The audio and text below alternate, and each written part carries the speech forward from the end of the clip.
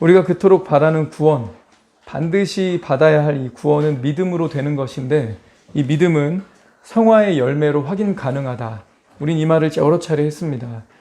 믿습니다. 이 말뿐인 외침은 공허한 메아리일 뿐이라고 했지요.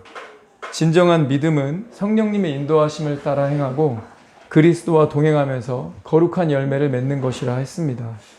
지난 몇 주에 걸쳐서 우리는 이 성화를 두 단어로 정리했습니다. 전에는, 그런데 이제는, 전에는 이러이러했으나 이제는 그렇지 않는다. 전에는 이렇게 안 했는데 이제는 이렇게 한다. 로마서 6장 19절 다시 한번 읽겠습니다. 시작. 너희 육신이 연약함으로 내가 사람의 예대로 말하노니 전에 너희가 너희 지체를 부정과 불법에 내주어 불법에 이른 것 같이 이제는 너희 지체를 의에게 종으로 내주어 거룩함에 이르라. 전에는 죄를 향해 점점 자라갔던 것처럼 이제는 그리스도인으로서 성화 가운데 점점 자라나가는 것. 그리고 이 성화에 있어서 반드시 다루어야 할 것이 죄라고 했습니다. 우리가 마귀의 자녀에서 이제 하나님의 자녀가 되었기 때문에 우리는 죄와 부딪히고 죄와 싸우고 그리고 승리해서 의로운 길을 걸어가야 합니다. 지난주에 다윗과 밧세바 이야기를 통해서 죄의 실체를 확인했습니다. 죄가 언제 내 삶에 파고드는지, 그리고 죄가 사람을 얼마나 비참하게 만들 수 있는지 죄의 비참함을 확인했습니다. 우리 7가지로 정리했었죠. 죄는 내가 있어야 할 자리를 벗어날 때 시작된다. 안일함이 죄의 분위기를 만든다. 안일함은 나태함으로 죄는 이어가기를 한다. 죄의 채널도 보여줬죠. 죄의 채널, 무엇을 보느냐였습니다. 보는 데서 죄가 시작되더라. 5번째, 평소에 죄의 빌미를 제공한다. 완전한 사람이 어디 있어? 이렇게 타협하면서 평소에 그쪽 방면에 문을 열어놓는 경우가 있다고 했죠. 우리가 죄를 왜 짓느냐? 뭔가 부족해서가 아니라 죄는 욕심 때문에 짓는 것이라 했습니다. 이런 말씀을, 이런 내용을 우리에게 남겨주신 이유는 이걸 보면서 거울 삼아 뭐하라고요? 정신 차리라고요. 남의 얘기 아니다. 다윗만 그런 죄를 짓는 게 아니니까 정신 차려라. 말세를 만난 우리 세대 사람들 아닙니까? 말세를 만난 우리를 깨우치기 위하여 이 말씀이 기록되었느니라. 그런즉 내가 서 있다고 생각이 든다면 넘어질까 조심하라. 그럼에도 불구하고 하나님은 기회를 주십니다. 이게 우리에게 은혜죠. 하나님은 다윗에게 회개와 회복의 기회를 주셨습니다. 다윗의 마음에 품었던 이 탐심을 행동으로 이어가게 하려고 할 때 하나님은 그가 처녀가 아니다. 그녀는 남편이 있는 유부녀다. 그것도 다른 사람이 아니라 너를 위해 목숨 걸고 전장에서 싸우고 있는 우리야의 아내다. 그녀는 내가 취할 수 있는 사람이 아니야. 어서 네 마음에 품었던 탐심을 회개하고 제자리로 돌아와라. 하나님 이렇게 기회를 주셨는데 다윗이 어떻게 했나요? 하나님 목소리 무시하고 기어이 자기 길을 가고 맙니다. 그녀가 남편이 있는 여부녀여도 상관없다. 나는 내가 하고 싶은 대로 하고 말 거야. 행동의 열매는 다르지만 이 점에서는 우리들하고 마인드가 비슷하지 않습니까? 나는 왕이고 지금까지 내 마음대로 해왔어. 내 인생 내 마음대로 할 거야. 우리랑 비슷하죠? 마태복음 15장 7절 8절 함께 읽습니다. 시작. 외식하는 자들아 이사야가 너희에게 대하여 잘 예언하였도다. 일러스되 이 백성이 입술로는 나를 존경하되 마음은 내게서 멀도다. 말로는 주님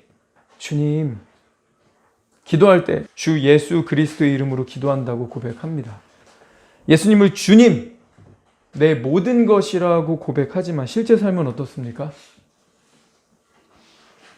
우리가 언제 기도하고 결정해 봤습니까? 언제 말씀 분별하려고 애쓰면서 주님의 뜻이 뭘까? 내가 지금 이거 할까 저거 할까? 언제 기도하면서 선택해 봤습니다. 그냥 내가 하고 싶은 대로 끌리는 대로 결정하고 있지는 않습니까? 다윗이 그랬다는 거죠.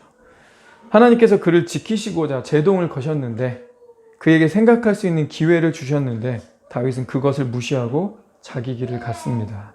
유부녀를 데리고 왔고 자신의 정욕을 채웁니다. 5절입니다.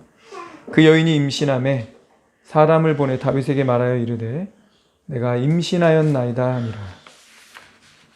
하룻밤에 불장난으로 끝나려고 했던 다윗의 계획은 산산조각 났습니다. 밧세바가 임신을 한 거예요. 다윗이 깜짝 놀라면서 이제 현실감이 들기 시작합니다.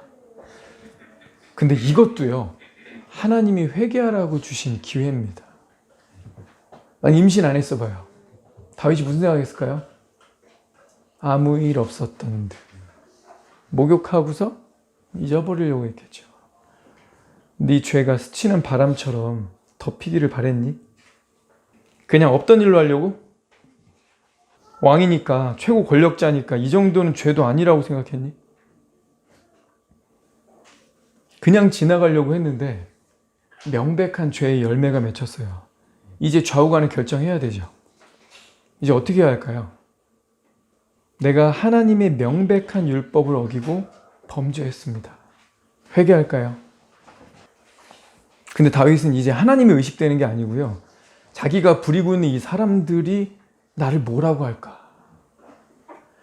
전쟁터에 나가 있는 부하의 아내와 왕이 간음했다라는 것이 알려지면 하나님의 율법이 다스리는 이 나라에서 다윗의 권위가 어떻게 될까요? 땅에 떨어지겠죠. 그래서 다윗은 고민하다가 잔꾀를 부리기 시작합니다. 6, 7, 8절입니다.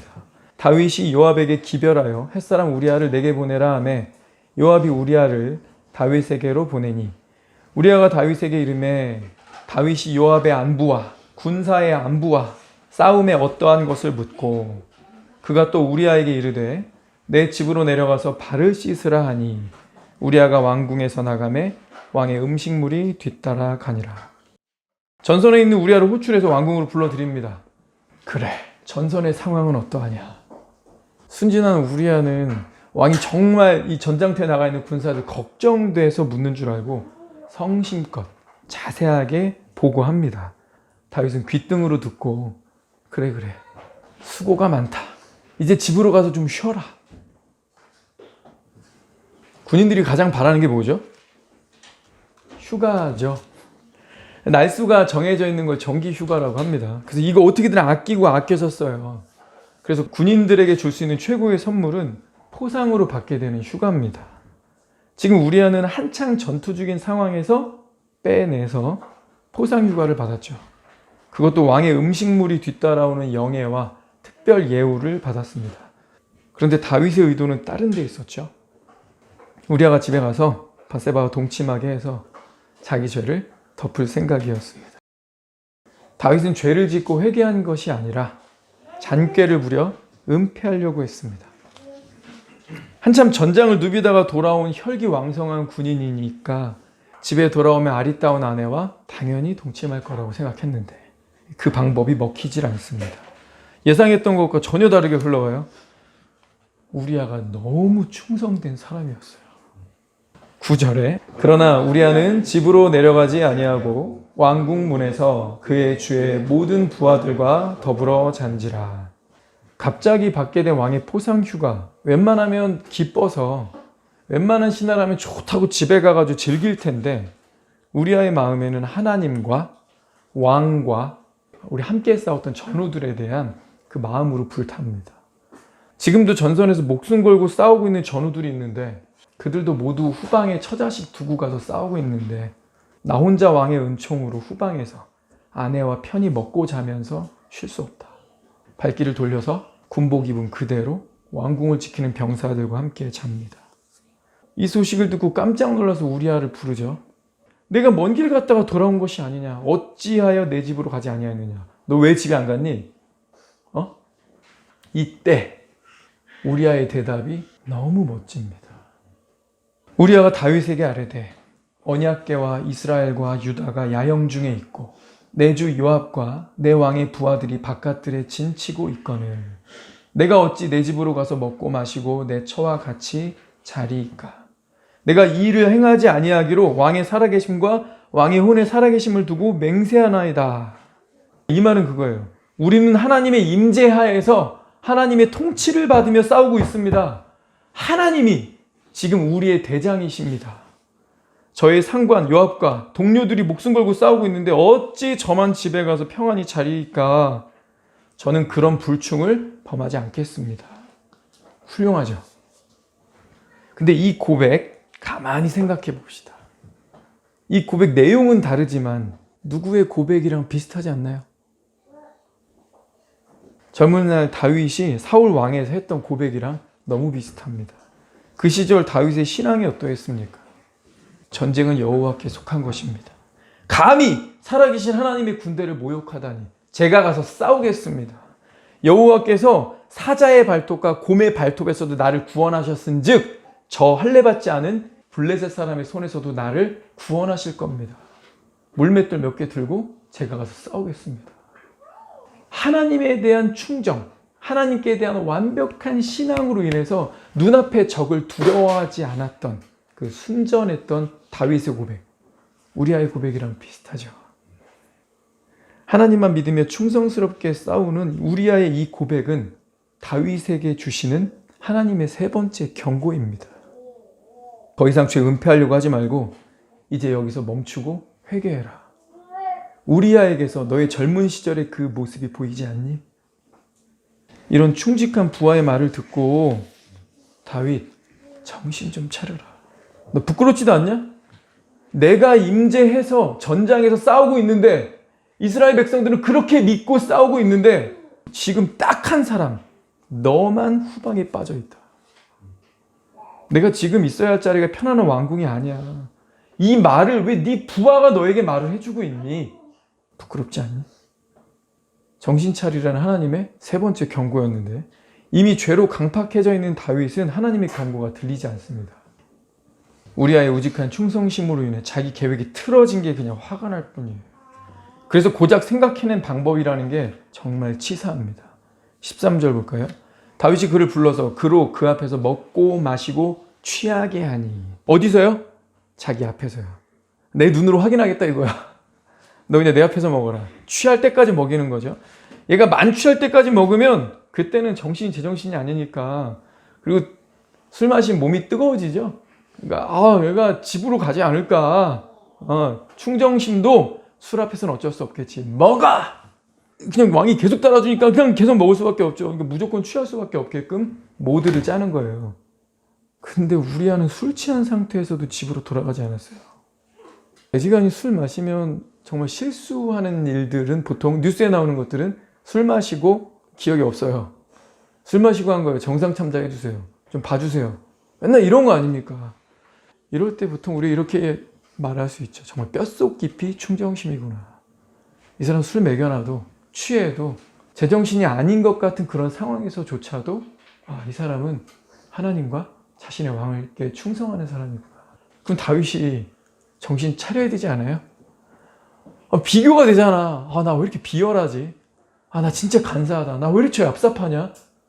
내가 왕인데 진짜 가오상하다. 나 지금 뭐하고 있지? 정신을 차려야 되는데 자신의 음모가 성취되지 않은 게 또 열이 받습니다. 이 모든 일이 벌어지고 있는 동안에 다윗이, 우리가 알고 있는 다윗이 아니에요. 다윗의 지금 하고 있는 행동은 사울입니다. 왜 그럴까요? 여기 하나님이 하나도 나타나질 않아요. 지금까지 다윗은 크고 어려운 일들 만날 때마다 늘 하나님께 묻고 기도했습니다.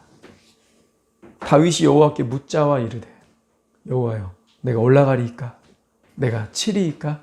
그럼 하나님 늘 대답하셨어요. 여호와께서 다윗에게 이르시되. 늘 하나님과 교통함이 있었습니다. 그런데 이 모든 과정에 하나님이 나타나지 않습니다. 그럼 또 질문해 봅시다. 왜 그럴까요? 왜 하나님이 나타나지 않을까요? 다윗이 하나님 앞에 가서 예배하지 않으니까. 하나님의 사람들이 범죄하는 것을 보면요. 예배가 없습니다. 기도가 없습니다. 그러니까 하나님의 개입이 없죠. 우리 모두 연약해서 언제든 죄의 유혹에 빠질 수 있습니다. 그러나 하나님께서는요. 우리가 중간에 멈출 수 있도록 기회를 주십니다. 신하가 찾아와서 신하가 돌아와서 이 사람은 우리아의 아내입니다. 첫 번째, 멈출 수 있는 경고를 주셨어요. 밧세바가 임신했다는 소식을 들었을 때 이제라도 인정하고 회개하라는 하나님의 두 번째 경고였고요. 세 번째, 우리아가 집에 가지 않고 다윗을 향해 충성심을 고백할 때, 이게 바로 세 번째 고백이었는데 그럼에도 불구하고 다윗은 멈추지 않았습니다. 그는 지금 제정신이 아니에요. 기도는 우리의 호흡입니다. 믿습니까? 기도는 우리의 호흡입니다. 하나님과 우리가 교통하는 통로예요. 기도하는 사람에게는요, 잘할 땐 하나님의 격려가 있고요, 잘못할 땐 하나님의 꾸짖으시고 바로잡아 주십니다. 그러나 죄의 노예가 되어버린 사람은요, 10중8구. 다윗도 지금 예배의 흐름이 끊겼을 거예요. 예배가 됐을까요?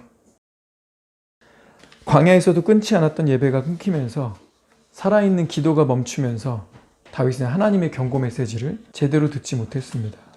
자기가 생각한 계획들이 수포로 돌아가자 결국 그는 최악의 수를 생각합니다. 14절, 아침이 되매 다윗이 편지를 써서 우리아의 손에 들려 요압에게 보내니 그 편지에 써서 이르기를 너희가 우리아를 맹렬한 싸움에 앞세워두고 너희는 뒤로 물러가서 그로 맞아 죽게 하라. 우리아를 죽여라는 내용을 우리아의 손에 들려서 보낼 때 다윗이 우리아의 눈을 쳐다볼 수 있었을까요? 얘 죽여라. 그 내용을 얘 손에 들려서 보낼 때 그걸 받는 요압이 얼마나 황당했을까요? 다윗의 33 군사 중에 하나예요. 그 장군인데 베스트 오브 베스트 장군 중에 하나입니다. 우리아도. 근데 그 중에 치프인 요압이 얘가 왕이 호출해서 갔다 왔는데 내가 봐도 잘못한 게 없는데 얘는 대단히 훌륭한 장군인데 얘 손에 들려있는 내용이 뭐예요? 너 왕한테 가서 무슨 짓을 했길래 왕이 널 죽이라고 하시니? 라고 얘기하고 싶었을 거예요. 근데 요압은 정치 권모술수가 뛰어나거든요. 아, 요거 잘하면 얘 날리면서 내가 확실히 다윗 왕의 오른팔로 자리매김할 수 있겠다. 그러면 우리한테 얘기 안 합니다. 그냥 시킨 대로만 하는 거예요. 로봇처럼. 근데 요압도 속으로는 생각했겠죠. 아, 다윗이 뭔가 캥기는 게 있구나. 캥기는 게 있어요. 그런 죽이러 하겠지. 다윗도 요압도 우리아의 눈을 보면서 이 편지를 쓰나 편지를 읽으나 우리아의 눈을 어떻게 받겠습니까? 다윗은 방법까지 일러줬습니다. 맹렬한 싸움 맨 앞에 세우고 다른 사람들은 다 빠져라. 우리아가 화살바지 되도록. 이 시점에서 다윗은 양심이 완전히 마비되어 버렸죠. 괴물이 되어 버렸습니다. 이때까지는요, 하나님이 다윗이 어디를 가든지 이기게 하셨습니다. 왜냐하면 그가 지금까지 싸운 싸움은 하나님의 영광만을 목적으로 한 싸움이었거든요. 그런데 이제 다윗이 하나님의 영광이 아니라 자신의 치부를 덮기 위한 싸움을 하고 있습니다. 지난 30년 동안 다윗은 한 번도 이런 비열한 전투를 해본 적이 없습니다. 항상 모든 전쟁에서 다윗은 제일 앞에서 싸웠고 부하들의 생명을 자기 생명보다도 더 아꼈고 어떤 적 앞에서도 물러서지 않는 장군이었어요. 그래서 하나님이 그를 도우셨고 다윗은 어디를 가나 패배를 모르는 무적의 군대였습니다. 그러나 이날 강하지도 않은 암몬 군대에게 패배했어요. 장군 우리아가 죽으면서 수많은 병사들도 함께 죽었다고 썼습니다. 아군의 사기는 땅에 떨어지고 적군의 사기는 하늘을 찔렀겠죠. 와! 우리가 다윗의 군대를 이겼다. 이 당시의 전쟁은 그 민족 신들의 전쟁의 대리전이라고 믿었던 시절입니다. 그러니 이런 생각도 있었겠죠. 와! 우리가 만군의 여호와를 이겼다. 우리의 신이 여호와 하나님을 이겼다. 하나님의 영광이 얼마나 훼손됐습니까? 우리 출애굽기 20장 보면서 다윗이 몇 가지 죄를 지었는지 우리 10계명으로 확인해 봅시다. 출애굽기 20장 17절, 내 이웃의 집을 탐내지 말라. 내 이웃의 아내나 남종이나 여종이나 소나 낙이나 이웃의 소유를 탐내지 말라. 자, 내 이웃의 아내가 첫 번째로 되어 있네요. 내 이웃의 집을 탐내지 말라. 다윗 이거 범했죠? 이웃의 아내를 탐했습니다. 자, 두 번째, 그래서 15절에 가보니까 도둑질하지 말라 했는데 탐내더니 기어이 이웃의 아내를 도적질했습니다. 두 개 범했네요. 14절 간음하지 말라. 도적질한 그 이웃의 아내를 결국 간음했습니다. 세 개 어겼죠. 16절 내 이웃에 대하여 거짓 증거하지 말라. 탐내고 훔치고 간음까지 했는데 이 왕의 체면이 말이 아니죠. 이 권위를 잃을까봐 창피당할까봐 혹시 왕권을 뺏길까봐 두려워서 거짓말을 합니다. 하고도 안 한 척. 내가 해놓고서 우리아가 한 것처럼 만들려고 거짓 기만을 꾀하죠. 4개 어겼네요. 13절 이게 내 마음대로 안 되니까 결국 뭐 하는 거예요? 살인하지 말라. 살인하고 맙니다. 끝났나요? 8절 가보세요. 안식일을 기억하여 거룩하게 지키라. 이거 예배드리란 얘기죠. 유대인들은 안식일에 일 안 하고요. 회당 가가지고 말씀 듣습니다. 하나님이 주신 은혜들을 헤아리고 감사합니다. 이거 예배드린다는 얘기예요. 근데 다윗이 이 기간 동안 예배 제대로 드렸을까요? 교회 가서 앉아있지만 마음속에는 무슨 생각이 있었을까요? 몸은 교회에 와 있는데 그의 예배의 삶은 망가졌죠. 적어도 하나님은 그의 예배를 받지 않으셨을 거예요. 자, 6개 어겼네요. 끝났습니까? 4절 볼까요? 너를 위하여 새긴 우상을 만들지 말고 절하지 말라. 자, 우상을 섬기지 말라는 거예요. 말씀은 이렇게 얘기합니다. 탐심은 우상 숭배니라. 자기를 만족시키고자 하는 정욕, 이 정욕을 숭배한 거죠. 다윗은 두 번째 계명도 어긴 겁니다. 7절 너는 내 하나님 여호와의 이름을 망령되이 부르지 말라. 여호와는 그의 이름을 망령되게 부르는 자를 죄 없다 하지 아니하느니라. 사무엘하 12장 14절에 나단이 와서 이렇게 책망합니다. 여호와의 원수가 크게 비방할 거리를 얻게 하였으니 여호와의 원수가 하나님을 비방할 거리를 얻게 하였다. 누가요? 다윗이요. 여호와의 이름을 망령되이 일컫지 말라. 다윗이 여호와의 이름을 땅에 떨어뜨렸죠. 3계명도 어겼네요. 이건 안 한 것 같죠? 12절 내 부모를 공경하라. 이게 부모님이랑 상관없잖아요. 그런 것 같아요. 공경이라는 단어가 뭘까요? 공경. 우리 공경이라는 단어 잘 안 쓰잖아요. 공경한다는 게 뭐예요? 영어로 보면 좀 더 리얼합니다. 좀 더 이해가 잘 돼요. honor예요. honor. 내 아버지와 어머니를 honor, 명예롭게 하라.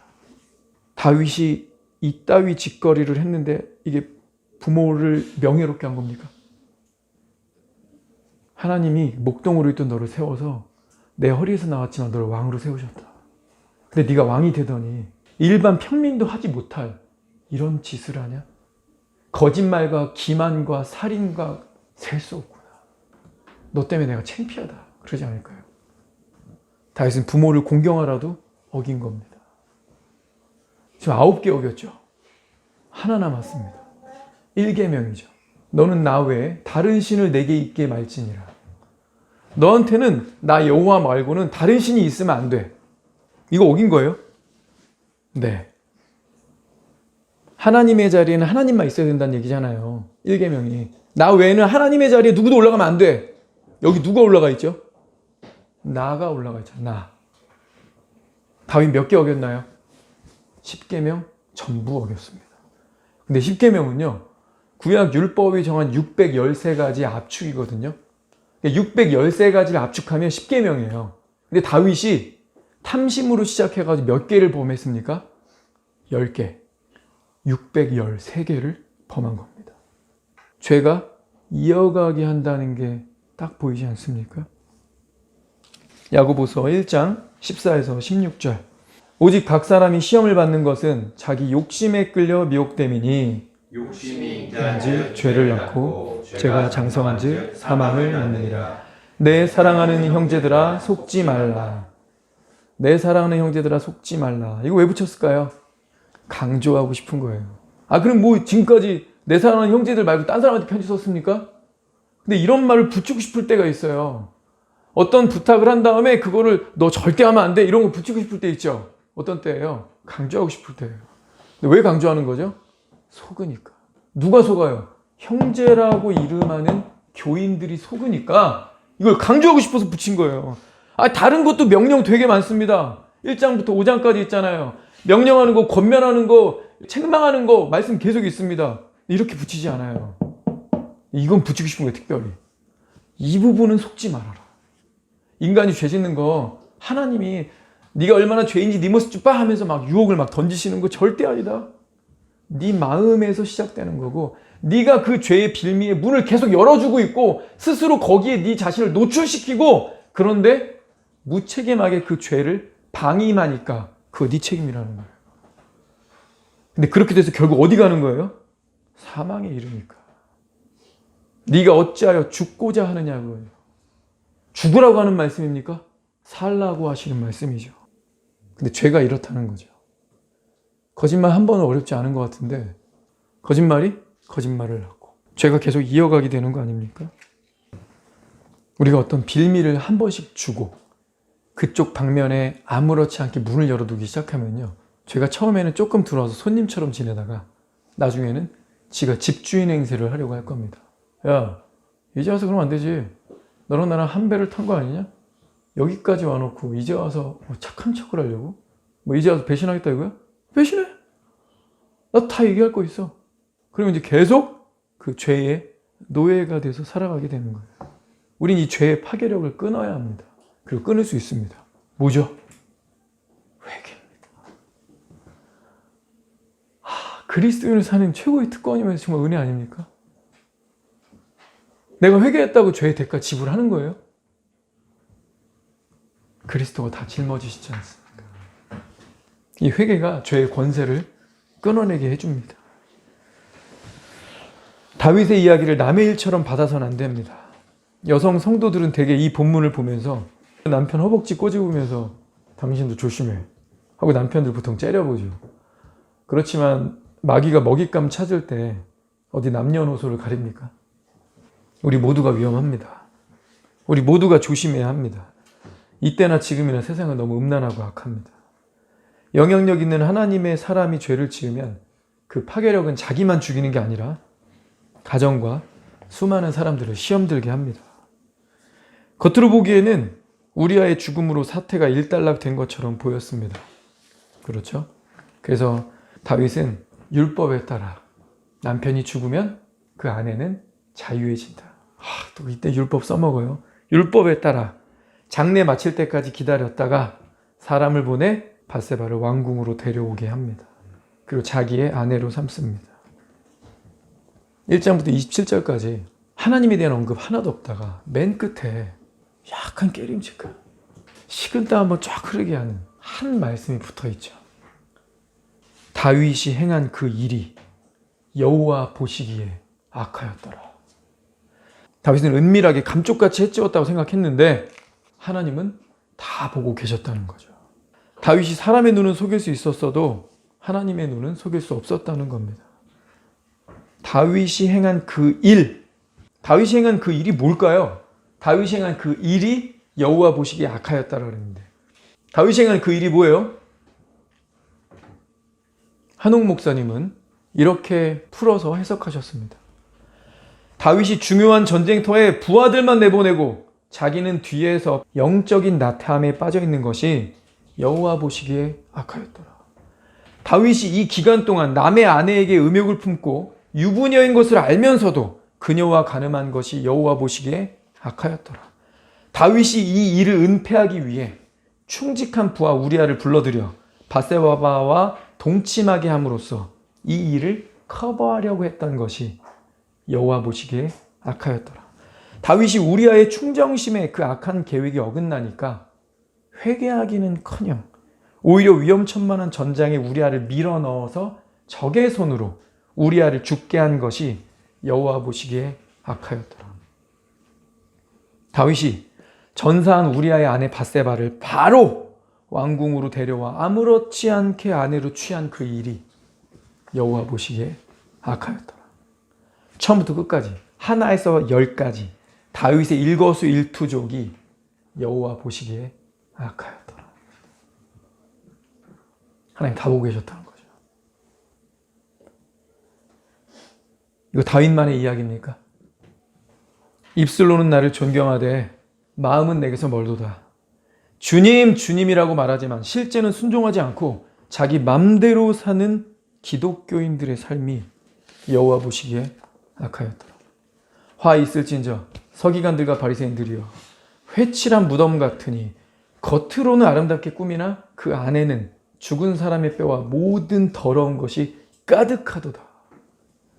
남들에게는 어떻게 보일까 의식하면서 남들은 그렇게 신경 쓰면서도 정작 하나님을 의식하지 않는 삶이 여호와 보시기에 악하였더라. 말씀은 영혼의 양식이요 기도는 영혼의 호흡이라고 말로는 고백하지만 정작 삶에서는 말씀을 먹지 않고 기도로 숨쉬지 않는 그들의 삶이 여호와 보시기에 악하였더라.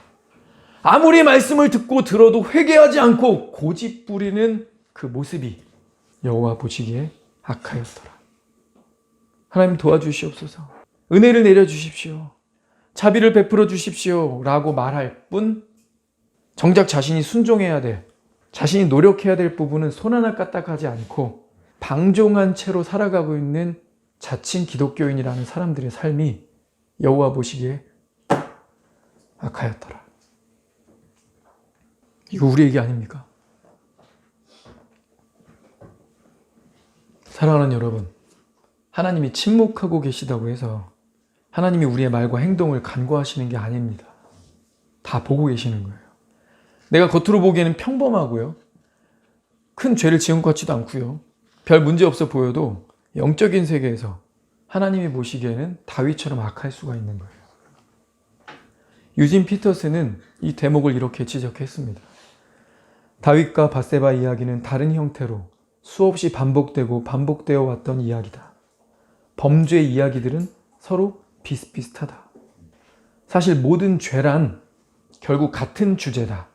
스스로 신이 되려는 것, 자신의 삶을 제멋대로 하려는 것, 다른 사람의 삶을 지배하려 드는 것이 바로 죄 아닌가. 그런데 그 방법의 수는 한정되어 있기 때문에 다윗과 밧세바 이야기를 읽는 사람은 누구라도 별 어려움이 없이 그 속에서 자신의 모습을 발견하게 된다. 죄의 세부 사항에 관해서는 다르겠지만 죄를 짓고 또 짓고 있다는 사실에서는 다윗과 우리가 서로 다를 바가 없다. 이 세상이 악하고 음란한데요.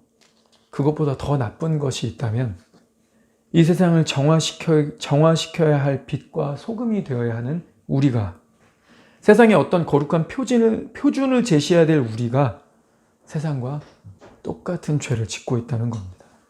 그게 더 나쁜 거예요.